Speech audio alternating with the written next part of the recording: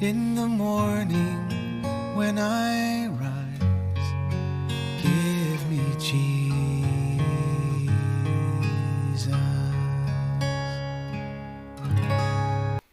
Good morning. Yesterday, we saw the mocking and the beating. They even blindfolded him and played games like, who just hit you, Jesus? You're supposed to be God. Well, I believe he did know who just hit him. And he prayed that he would be forgiven, because what was going on here was guys that were being manipulated by Satan himself.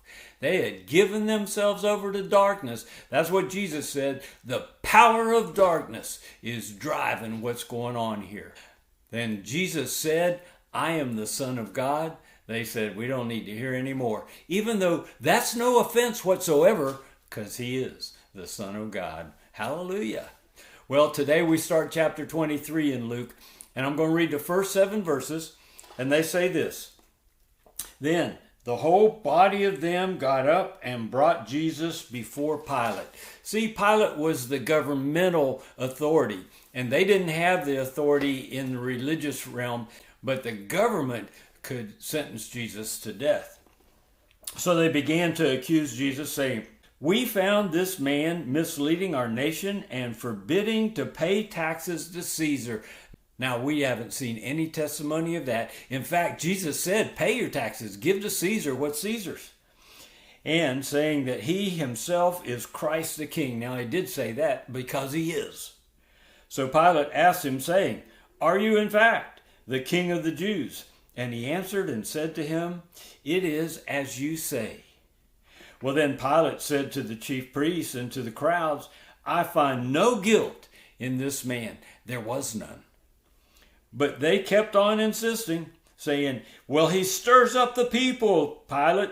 He's teaching all over Judea, starting from Galilee, even as far as this place. Well, so Pilate thinks he sees a way out here. When Pilate heard it, he asked whether the man was a Galilean. And when he learned that he belonged to Herod's jurisdiction, Galilee is in Herod's territory, he sent him to Herod. I don't want to have anything to do with this. I sense something really bad going on here, and I want to get out of it. So he said, not me, send him to Herod. And he himself also was in Jerusalem, just happened to be there at that time. So Pilate is a pretty smart guy. He says, this guy's innocent, but the crowd won't quit. And I need to keep the crowd on my side. And so I'm going to just wash my hands of this thing, and we're going to see that he actually does that. But I don't want to have anything to do with it. He's in Herod's jurisdiction. We're going to send him to Herod. Well, you know what? Herod's not going to have anything to do with him either, because there is a horrible misjustice going on here.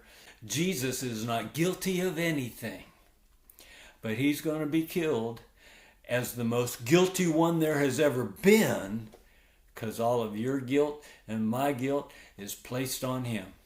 Oh, hallelujah. The cross doesn't just pay the price for your sin. It takes away the sin and all the guilt and all the shame associated with it.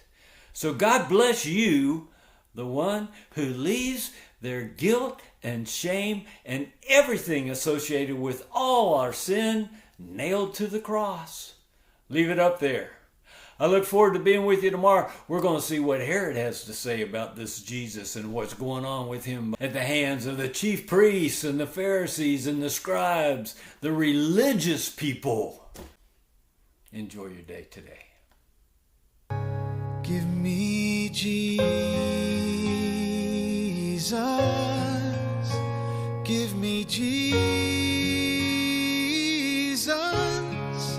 You can have all this world, but give me Jesus.